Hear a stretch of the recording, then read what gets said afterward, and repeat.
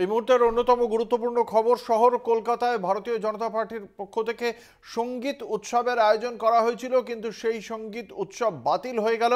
Kolkata police সেই সঙ্গীত উৎসবের জন্য যে প্রয়োজনীয় অনুমতি লাগে সেই অনুমোদন না দেওয়াতেই বাতিল হয়ে গিয়েছে সঙ্গীত উৎসব।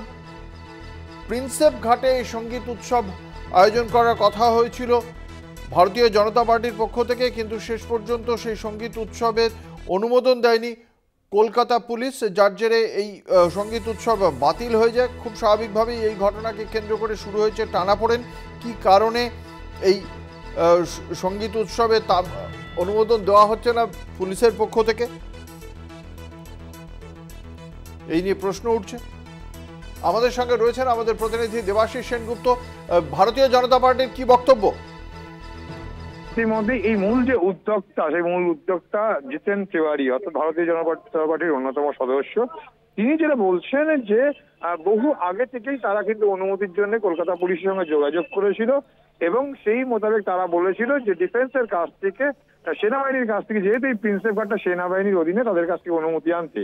সেই অনুমতি তারা পেয়ে যান 18 তারিখে এবং 18 তারিখে পাওয়ার সঙ্গে সঙ্গেই তারা যোগাযোগ করে সেনাবাহিনীর সঙ্গে। সেনাবাহিনীর সেই চিঠি নিয়ে তারা দেন। একই সঙ্গে মেলে কিন্তু কলকাতা পুলিশের জয়েন্ট সিটি ক্রাইম এবং ডিসি হেডকোয়ার্টারের কাছে এমনটাই কিন্তু জানিয়েছে। এবং সেই জায়গায় তারপরে কিন্তু দেখা যায় যে আজকে শেষ মুহূর্তে, অর্থাৎ যখন এই সঙ্গীত অনুষ্ঠান শুরু হবে বঙ্গ সংস্কৃতি উৎসব, তার ঠিক আধ ঘন্টা আগে, 11:30 আগে জিতেন তিওয়ারির কাছে হোয়াটসঅ্যাপে একটু স্থানীয় প্রশাসনের পক্ষ থেকে জানানো হয় যেটা অনুমতি দেওয়া গেল না বলেই এমনটাই তারা জানাচ্ছেন। যদিও পুলিশের সমর্থনে এখনো পর্যন্ত সেরকম কোনো কথা পাওয়া যায়নি যে তারা কি বলছেন এবং বাতিলের কারণ। কিন্তু রাজ্যের বিভিন্ন প্রান্ত থেকে শিল্পীরা এসেছিলেন এখানে, কিন্তু যেন ইতিমধ্যে রাজ্যের বিরোধী দল তিনি বলেছিলেন যারা রাজ্য সরকারের আয়োজিত সঙ্গীত মেলায় যারা সুযোগ পাননি তাদেরকে কিন্তু এই সঙ্গীত মেলার যাদের সুযোগ করে দিতেই এই বঙ্গ সংস্কৃতি উৎসব, যার মূল উদ্যোক্তা কিন্তু একদিকে যেমন জিতেন তিওয়ারি, পাশাপাশি রাজ্যের বিরোধী দলনেতা শুভেন্দু অধিকারী, এবং বিভিন্ন জায়গা থেকে কারণ দেখানো হয়েছে। এই যে সঙ্গীত উৎসবটা বাতিল করে দেওয়া হলো, অনুমোদন বাতিল করার কারণটা কি দেখানো হয়েছে? তাই নয়, সেই মোতাবেক কিন্তু এখানে বেশ কিছু স্টল, খাবারের স্টল, যারা মেলায় বিভিন্ন মেলায় পার্টিসিপেট করে তারাও এসেছিল। তারা কিন্তু তাদের লসের সম্মুখীন হলো।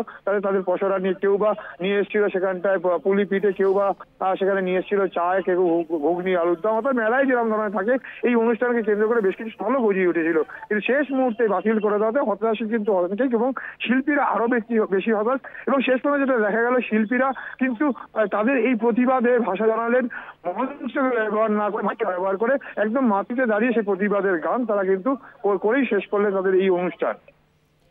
বিজেপির কাছে কি কারণ দেখানো হয়েছে? কি কারণে বাতিল অনুমোদন দেওয়া হলো না?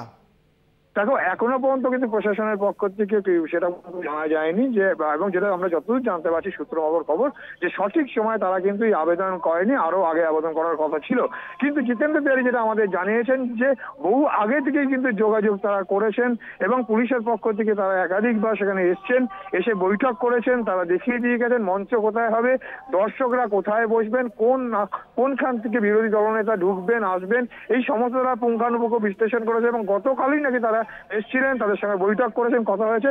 কিন্তু শেষ মুহূর্তে একদম অনুষ্ঠান শুরু হবে 12টায়, ঠিক আধ ঘন্টা আগে 11:30টার সময় জিতেন তিওয়ারির মোবাইলে হোয়াটসঅ্যাপ করে নাকি জানানো হয়েছে তাদের পক্ষে অনুমতি দেওয়া সম্ভব হচ্ছে না বলে স্থানীয়, অর্থাৎ হেস্টিংস প্রশাসন, হেস্টিংস থানা অঞ্চলে, এই অঞ্চলটা, সেখান থেকে জানানো হয়েছে। এমনটাই কিন্তু দাবি হচ্ছে আয়োজককারী উদ্যোক্তা, অন্যতম উদ্যোক্তা জিতেন তিওয়ারি।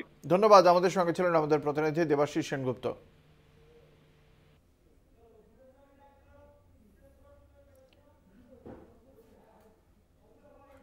এই বিষয়ে কি বলেছেন উদ্যোক্তা জিতেন্দ্র তিওয়ারি, শোনাবো।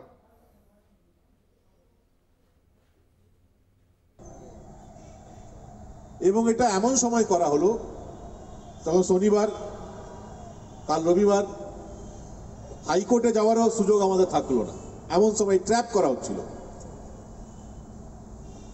এবং আলটিমেটলি পুলিশের কথা যদি আমাদেরকে মানতে হয় তাহলে আজকের বঙ্গীয় সঙ্গীত উৎসব 2024 আমাদেরকে পোস্টপোন করতে হবে। আজ আমরা করতে পারবো না। বিং ল অ্যাবাইডিং সিটিজেন, আমরা আইন বহির্ভূত কোনো কাজ করব না। যদিও আইনটাই তারা নিজের মতো করে ব্যবহার করছে। কিন্তু আপনারা প্রেসে যারা বন্ধুরা আছেন, আপনাদের মাধ্যমে সারা বাংলায় প্রত্যেকটা নাগরিকের কাছে আমরা একটা জিনিস তুলে ধরতে চাই, যে পাহাড় থেকে যে শিল্পীরা এসছেন, পাহাড় থেকে এসছেন তো, পাহাড় থেকে যে শিল্পীরা এসেছিলেন তাদেরকে তো আপনারা সরকারি আনুকূল্যে যে অনুষ্ঠান করলেন সেখানে সুযোগ দেননি।